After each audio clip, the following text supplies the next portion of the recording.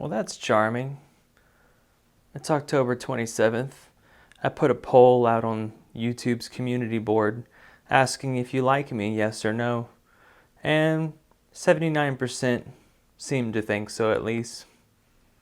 That's nice. I think it's important that you should be documenting yourself before quite possibly the most important meeting in mankind's history is about to take place, with one of the world's main leaders, or two, not being present. So, the best we can hope for now is a friendly separation between right and left. I agree with that other Capricorn, Ben Shapiro. Isn't he annoying? I would like to take him on. I would like to throw a 2 degrees Celsius world in his face.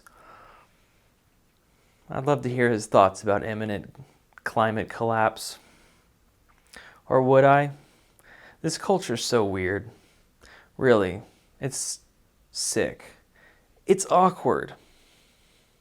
Everything's already past weird mode now. So, there's no secrets anymore. I'm not trying to be someone I'm not. But I'll tell you, when I run into other men out in public, good-looking, normal, working class men in professions like construction or accounting, in lieu of what's to come, society doesn't exist anymore. Because if it did, that's the first thing we'd be talking about in our society, is habitat loss for humans. The society's sick. I'm tired of paying rent.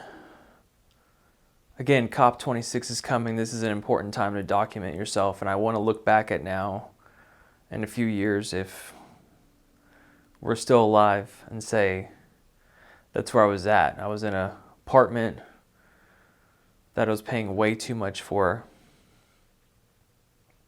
because rents are astronomical. And I yearned for nothing more than to stop feeling like a rat in a cage. Pathological problems, anxiety, things I didn't even feel like I should even experience or exist with friendships or not, to find a community or make one. And I'll be honest, tell the truth, I was homeless briefly during a pandemic earlier this year. I was able to escape that situation rather quickly. However, the source of my anxiety was knowing that I had no shelter, that housing and food, it should be given in this culture. And why I say that is also because of a comment Musk tweeted this morning, right before COP. He said, when governments run out of money, they'll come for yours. And that's a really sickening thing to say, considering he's worth more than ExxonMobil now. His wealth is fast approaching $300 billion. And so we have one single man who sits on as much wealth as most of the world.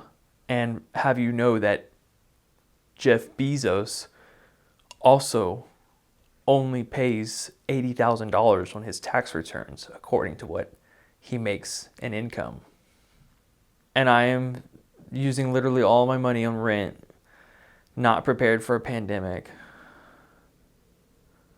It's obscene. It's obscene.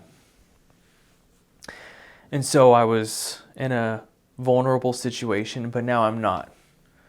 And I have support and a little bit here. And I bought a complete camping survival outfit, gear. I have a go bag, a bug out bag. So if I should be in that case of where I'm homeless or something, a tragic accident happens, something where I lose the ability to make money, then I have shelter and I have means to clothe and cook for myself. So that's a peace of mind. If not, but for the collapse.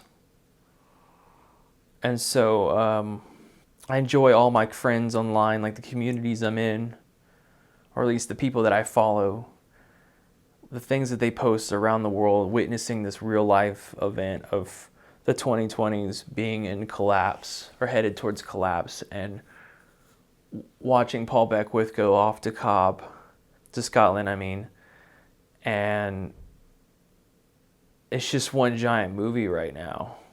It feels like this is, action. Like this is a world war we're fighting.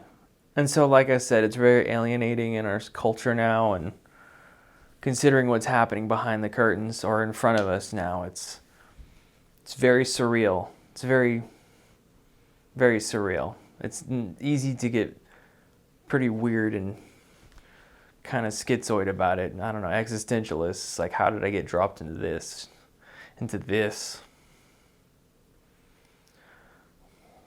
So I wanted to talk about how I felt before this pivotal moment and be grateful for what I have. Is life a fruitless passion? Smell the roses and then you die, doomer?